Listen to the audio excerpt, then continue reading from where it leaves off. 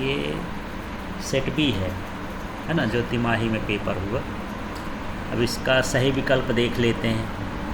1 प्रकाश वर्ष का मान होता है, क्या सही करके आए हो? 9.46 गुणे 10 की घात 15 मीटर। ठीक है। ये संख्याओं में सार्थक अंक कितने कितने हैं यार? इसमें कितने हैं? 2। इसमें कितने हैं? 3। और इसमें कितने हैं? 3। तो कौन सा सही है? ए वाला। ठीक है।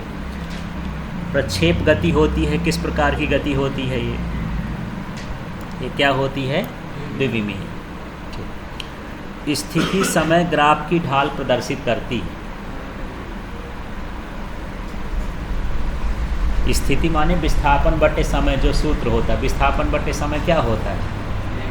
वेग। हाँ, तो ये किसका है? वेग का। यदि यहाँ वेग समय ग्राफ होता तो वेग बटे समय कर देते, त्वरण हो जाता, लेकिन स्थिति समय है तो ये हो जाए। किसी वस्तु के जड़त्व का कारण क्या होता है यार? केवल द्रव्यमान।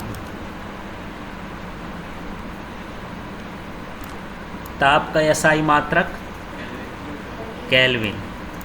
अप्रत्यास्थ संघट्ट में संरक्षित होता है, तो अप्रत्यास्थ संघट्ट में केवल क्या संवेग।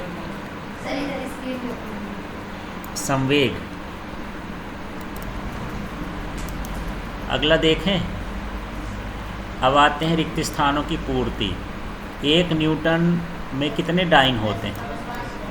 10 की घात 5 डाइन। लिख के आए हो कि नहीं? कोई गाड़ी 18 किलोमीटर प्रति घंटे की चाल से चल रही है तो 1 सेकंड में कितना चलेगी?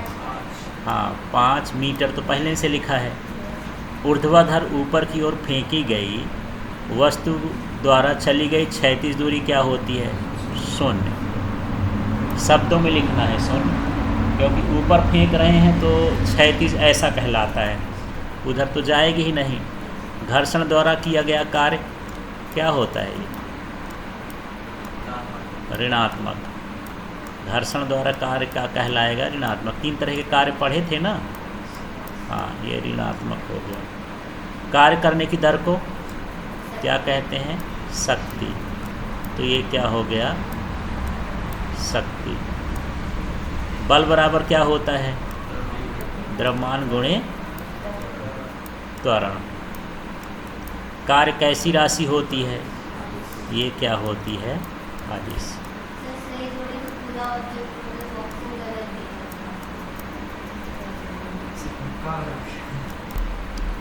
तो यहाँ कार्य का विमीय सूत्र क्या है? ये वाला नहीं, कहाँ है? तो अच्छा है ही नहीं है।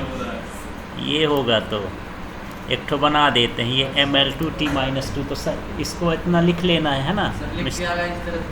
हाँ, बिल्कुल बिल्कुल। बल का विमीय सूत्र क्या हो गया? हाँ, ये इसी में एक ठो ये सही हो जाएगा, एक ठो ये सही हो जाएगा। और त्वरण का LT-2। संवेग का क्या है? mLT-1। विस्थापन का क्या है?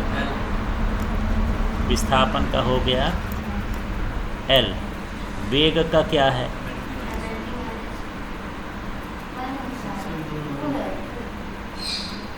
इसका भी ऑप्शन गड़बड़ है।